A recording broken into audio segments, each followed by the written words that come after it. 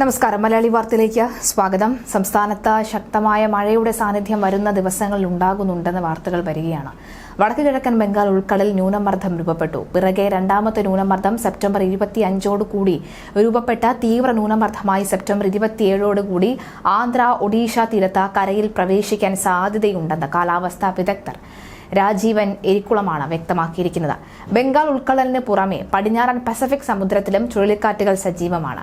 ആദ്യ ന്യൂനമർദ്ദം നേരിട്ട് മഴയ്ക്ക് കാരണമായില്ലെങ്കിലും നിലവിൽ ലഭിച്ചുകൊണ്ടിരിക്കുന്ന മഴ തുടരും. രണ്ടാമത്തെ ന്യൂനമർദ്ദം സംസ്ഥാനത്ത് പൊതുവെ 25 ശേഷം 2 മുതൽ 3 ദിവസം മഴയിൽ വർധനവിന് കാരണമായേക്കുമെന്നും കാലാവസ്ഥാ വിദഗ്ധർ പറയുന്നുണ്ട്. ന്യൂനമർദ്ദം രൂപപ്പെട്ടതിന് മുൻപുള്ള കാറ്റിന്റെ കറക്കമാണ് ചക്രവാത ചുഴി.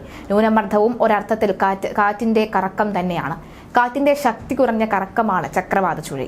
മർദ്ദവ്യതിയാനം കാരണം ചാക്രിക രീതിയിൽ കാറ്റ് കറങ്ങുന്നതാണ് ചക്രവാത ചുഴിക്ക് ഇടയാകുന്നത്. അന്തരീക്ഷത്തിൽ വിവിധ ദിശയിൽ സഞ്ചരിക്കുന്ന കാറ്റ് ഈ മർദ്ദവ്യത്യാസം മൂലം ചക്രം പോലെ കറങ്ങും. ഘടികാര ദിശയിലും എതിർ ഘടികാര ദിശയിലും ഈ കറക്കം ഉണ്ടാകും. ഭൂമിയുടെ ദക്ഷിണാർദ്ധഗോളത്തിൽ ഇത് ഘടികാര ദിശയിലും ഉത്തരാർദ്ധത്തിൽ ഇത് എതിർ ഘടികാര ദിശയിലുമാണ് ഉണ്ടാവുക. ഭൂമിയുടെ കറക്കം കൊണ്ടുണ്ടാകുന്ന കൊറിയോലിസ് ബലമാണ് അർദ്ധഗോളങ്ങളിൽ ഇത്തരത്തിൽ വിപരീത ദിശകളിൽ ചക്രവാത ചുഴിക്ക് ഇടയാക്കുന്നത്. ചക്രവാത ചുഴി ശക്തിപ്പെട്ടാൽ ന്യൂനമർദ്ദമാകും. എന്നാൽ എല്ലാ ചക്രവാത ചുഴിയും ന്യൂനമർദ്ദമാകണമെന്ന് നിർബന്ധമില്ല. ചക്രവാത ചുഴി ന്യൂനമർദ്ദമാകുകയും അത് പിന്നീട് ഡിപ്രഷൻ അഥവാ തീവ്ര ന്യൂനമർദ്ദമാവുകയും പിന്നാലെ ഡീപ് ഡിപ്രഷൻ അഥവാ അതിതീവ്ര ന്യൂനമർദ്ദമാവുകയും ചെയ്താൽ മാത്രമേ ചുഴലിക്കാറ്റിലേക്കുള്ള വഴി തുറക്കുകയുള്ളൂ. ലാനിന, എൽ നിനോ എന്നീ പ്രതിഭാസങ്ങൾ പസഫിക് സമുദ്രത്തിൽ സാധാരണയായി ഉണ്ടാകാറുണ്ട്. അതോടൊപ്പം ഇന്ത്യൻ മഹാസമുദ്രത്തിലെ ഇന്ത്യൻ ഓഷ്യൻ ഡൈപോൾ പ്രതിഭാസവും സാധാരണമാണെന്ന് കാലാവസ്ഥാ വിദഗ്ധർ രാജീവൻ എരിക്കുളവും പറയുന്നുണ്ട്. 24 മണിക്കൂറിൽ ന്യൂനമർദ്ദം ഉണ്ടാകും. ഇനി ഒന്നിനു പിന്നാലെ ഒന്ന് കേരളത്തിൽ മഴ ശക്തമാകുമെന്ന് തന്നെയാണ് റിപ്പോർട്ട്.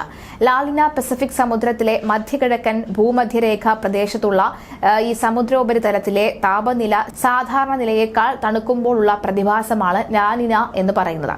ഇത് എൽ നിനോ എന്ന പ്രതിഭാസത്തിൽ നേർവിപരീതമാണ്.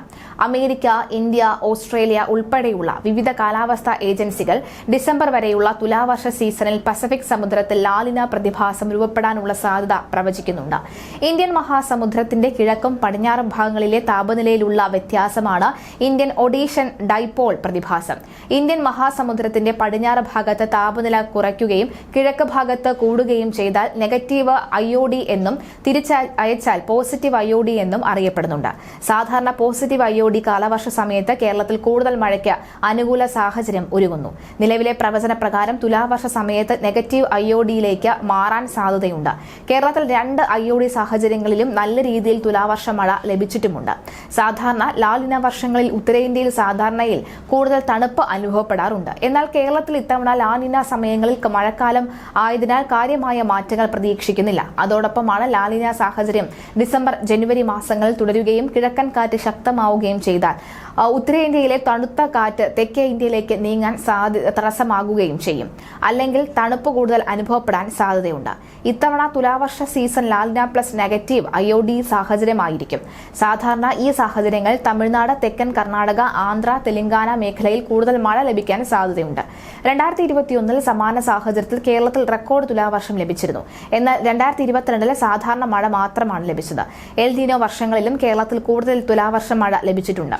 കേരളത്തിൽ ലാലിനയിലും എൽ നിനോ സീസണിലും മികച്ച തുലാവർഷം ലഭിച്ച ചരിത്രവുമുണ്ട്. വിവിധ മോഡലുകൾ ഇത്തവണ കേരളത്തിൽ മികച്ച തുലാവർഷ മഴ സാധ്യത പ്രവചിക്കുന്നുണ്ടെങ്കിലും ചുരുക്കത്തിൽ കേരളത്തിലെ തുലാവർഷ മഴ കൂടുതലായും ബംഗാൾ ഉൾക്കടലിൽ ഈ കാലയളവിൽ രൂപപ്പെടുമെന്ന ന്യൂനമർദ്ദമാണ്. ചുഴലിക്കാറ്റ് രൂപപ്പെടുന്ന സ്ഥലം, അവയുടെ സഞ്ചാരപാത, ആഗോള മഴപ്പാതി, MGO തുടങ്ങി വിവിധ പ്രാദേശിക അന്തരീക്ഷ സാഹചര്യങ്ങൾ എന്നിവയെ കൂടി ആശ്രയിച്ചിരിക്കും.